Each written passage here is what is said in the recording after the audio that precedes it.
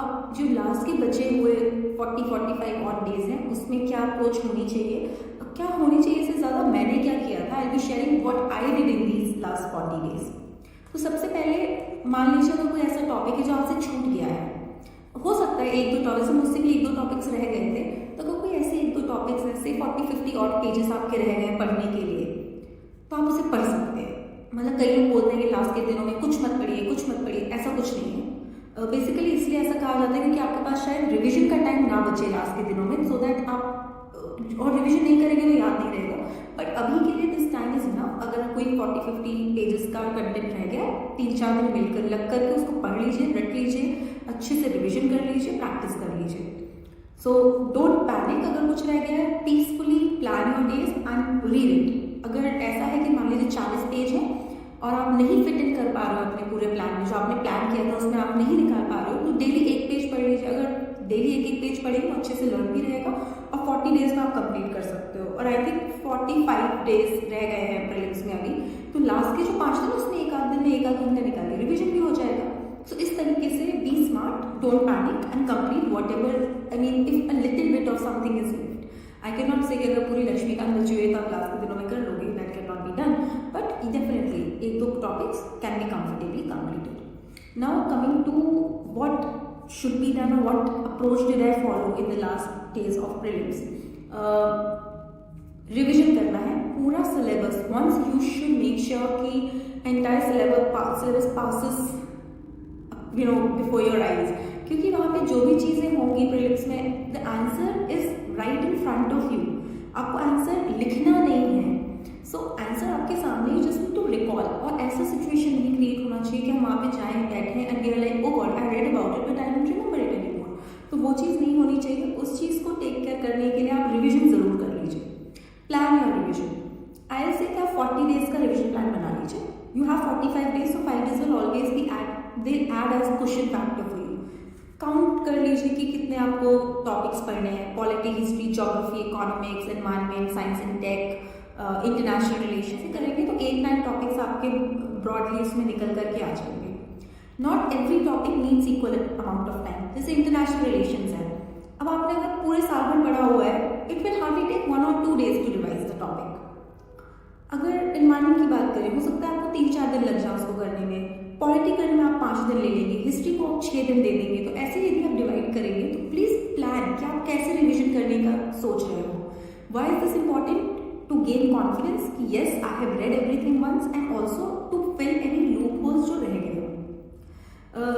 जैसे मैंने आपसे कहा 6 दिन में हिस्ट्री रिवाइज कर लीजिए। Maybe you will give 2 days to ancient, 3 days to modern, 1 day to medieval, based on उनका वेटेज और प्रायोरिटी कितना क्या है। सो डोंट थिंक कि इतनी जल्दी कैसे होगा, बिकॉज आपने ऑलरेडी बहुत बार पढ़ा हुआ है, आपने रिविजन किया हुआ है पहले भी। अभी हो सकता है आपको लग रहा हो कि शायद इतना अच्छे से याद नहीं है, आपको याद भी है। जस्ट एक बार यदि पढ़ लेंगे तो आप और ज़्यादा कॉन्फिडेंट हो जाएंगे। एंड ऑल्सो कोई जब आप रिवाइज करोगे ना इस टाइम पे, तो यू विल नो कि these topics for me are my weak point, so I need to focus more here. ये मैं बार बार भूल जाती हूँ या भूल जाता हूँ। जैसे फॉर मी पॉलिटी में मैं बार बार एमरजेंसी प्रोविजंस भूल जाती थी, तो उस पर आप ज़्यादा फोकस करके पढ़ोगे, ज़्यादा एम्फेसाइज करोगे। अब मुझे पता नहीं, मुझे फंडामेंटल राइट्स मैंने बहुत अच्छे से पढ़ रखा है, it will hardly be a cursory glance through the entire chapter. So इस तरीके से smartly plan your revision even for current affairs. Say you take 5 days, आप 5 दिन में हर दिन में 2-2 पीटी आप रिवाइज कर लोगे। इस तरीके से आप प्लान कर लो। For maths not a very good suggestion, मैंने जो किया था मैं बताती हूँ। मैपिंग आप पूरी कर लेते हो। मैं हर दिन एक मैप का फोटो खींचती थी, and when I would be going when you are using washroom in the morning, so I used to take that my phone and I would just look at it. I would look at the maps. So every morning you take around 5 to 10 for your morning business. So उस time पे मैं maps revise करती थी। तो जब आप maps को across 40 days revise करोगे तो it will stay with you. You don't need to give anything extra to it. आपको एक्स्ट्रा टाइम नहीं देना है। Also in the last 40 days I think you can skip reading the newspaper because whatever important content, मतलब ठीक है last 30 days तो definitely छोड़ सकते हो। मैंने 40 days में ही छोड़ दिया था। So that is up to you कि छोड़ना है या करना है। पढ़ना भी है तो फर्स्ट पेज पढ़ लीजिए, इंटरनेशनल रिलेशन वाला पेज, इकोनॉमी आधे घंटे में मेन चीज़ें आप पढ़ के रिवाइज कर सकते हो।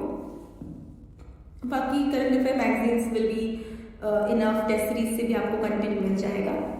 Once you are done with this reading वाला portion, the next step is test series. कोशिश करिए हर ऑल्टरनेट डे आप एक पेपर लिखें, एक फुल लेंथ टेस्ट लिखें। डोंट वेट कि जब मैं पूरा रिवाइज कर लूँगा या पूरा रिवाइज कर लूँगी उसके बाद में जाकर के I start giving all the test. That will never happen, because आपके पास टाइम नहीं बचेगा बाद में। टाइम मान लीजिए आप देने के लिए 5 दिन में लास्ट में बैठ के डेली 10-10 पेपर्स आप दे रहे हो, कुछ कर रहे हो, that will not help. Every alternate day you give a test. Revise किया है, नहीं किया है, याद है, नहीं, बस दे दो। जस्ट अपनो टाइम और सेल्फ। अच्छा, टेस्ट देने के लिए बैठेंगे तो 2 घंटे नहीं बैठेंगे आप, 1 घंटा 55 मिनट का टाइम लेकर के टाइमर लगाइए, टेबल चेयर पे बैठिए।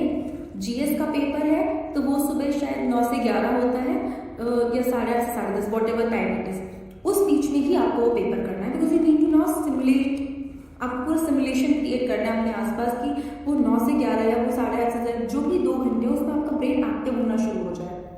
Start changing your habits henceforth. क्या जितने भी बजे से सुबह से आपका पेपर होना है प्रीलिम्स का, उतने बजे के हिसाब से आप सुबह उठो, freshen up yourself, eat breakfast, उतना ही ब्रेकफास्ट जितना उस दिन खाने का अनुमानित है कि मैं इतना see all this that I am telling you, आप ना भी करें तो चल जाएगा, but this will also help you train yourself for the exam which is going to come on 20th May I guess.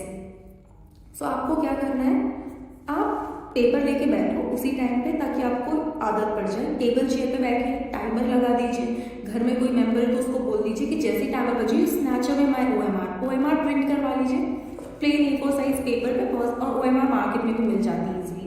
उसमें फिल करके कोशिश करें या फिल करके करें, उसको बाईपास नहीं करना है ये प्रोसेस, अदरवाइज लास्ट में जाके आपको ओएमआर फिलिंग में इश्यूज आएंगे, आप वो गोले से बाहर भर रहे हो, गोला कम भर रहे हो, क्योंकि आदत नहीं है। सो आदत बनाने के लिए आप ये मान के चले अब आपको 20 फुल लेंथ टेस्ट देने हैं, 20 OMR करनी है। CSAT भी प्रैक्टिस करिए। If you are very very confident about it, maybe you can just give 4-5 test and let it be. If you are not confident about it, जो भी आप 20 paper देंगे उसके साथ ही देने चाहिए, क्योंकि उससे आपको काफ़ी हेल्प मिलेगी। फाइनली जब आप एग्जाम दे रहे होगे आप बहुत हैबिचुएट हो चुके होंगे अपने दिमाग को उस तरीके से चलाने में। It's all about training your brain, right? Every one of us is well prepared, हम सब ने अच्छी पढ़ाई करी हुई है। It's all about what we do on the day. So उसके लिए हमें रेडी होना है। टेस्ट सीरीज की एनालिसिस की भी मैं थोड़ी सी यहाँ पे बात करूंगी। तो अगर टेस्ट सीरीज मान लीजिए आपने दे दी, व्हाट आफ्टर इट, आप एक नोटबुक बना लीजिएगा, उसको डिवाइड कर लीजिएगा टॉपिक वाइज या subject wise, polity, environment, history, इस तरीके से। जो भी आप टॉपिक गलत करते हो अपने टेस्ट में, सपोज मैंने आज एक टेस्ट दिया, उसमें मैंने नॉन कॉपरेशन मूवमेंट का आंसर गलत मार्क कर दिया, तो मैं जाके नॉन कॉपरेशन में कुछ नहीं करूंगी, मैं हिस्ट्री जहां पे मैंने उस रजिस्टर में लिखा है उसमें जाके लिख दूंगी नॉन कॉपरेशन मूवमेंट। कोई पर्टिकुलर टॉपिक गलत हुआ है, कोई पर्टिकुलर डेट गलत हुई है, तो मैं उसमें नीचे डेट मेंशन कर दूंगी उस रजिस्टर में, सो दैट आई नो कि these are the things that I am forgetting, right? उस रजिस्टर में मैं छोटे छोटे नोट्स में जो क्वेश्चन मेरे से गलत हुए हैं वो उस टॉपिक में जाकर के मेंशन करूंगी। पॉलिटी का टॉपिक गलत हुआ है, पॉलिटी वाले पोर्शन में लिख दिया। हिस्ट्री का गलत हुआ, हिस्ट्री वाले पोर्शन से लिख दिया। आप जो जैसे सोल्यूशंस हैं उनको अच्छे से पढ़िए, उसमें से आपका काफी सारा रिविजन हो जाएगा। जैसे मैंने कहा ना, रिविजन हो ना हो बस टेस्ट दे दो, क्योंकि कुछ तो आपका टेस्ट सीरीज से ही रिविजन हो जाता है, उसके सोल्यूशन पढ़ के आपका रिविजन हो जाएगा। तो ये एक रजिस्टर मेंटेन कर लेना, टॉपिक वाइज उसमें डिवाइड कर लेना और उसमें लिख लिया करना कि ये टॉपिक गलत हो गए, ताकि जब रिविजन करने के लिए बैठोगे उन टॉपिक्स पे ज्यादा ध्यान दे पाएंगे आप। एक ये चीज करनी, और एक और एनालिसिस अपनी टेस्ट सीरीज में ये करना है कि जो गलत हो रहे हैं आपके क्वेश्चंस, उनका रीजन क्या है गलत होने का।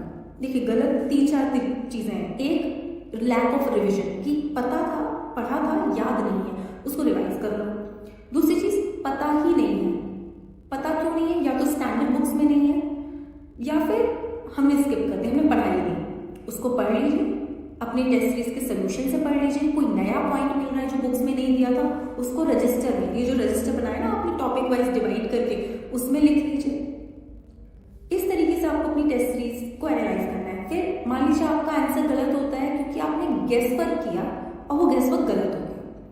कुछ चीजें देखिए ऐसी है जो आप पढ़ नहीं सकते, आपको टाइम मिल भी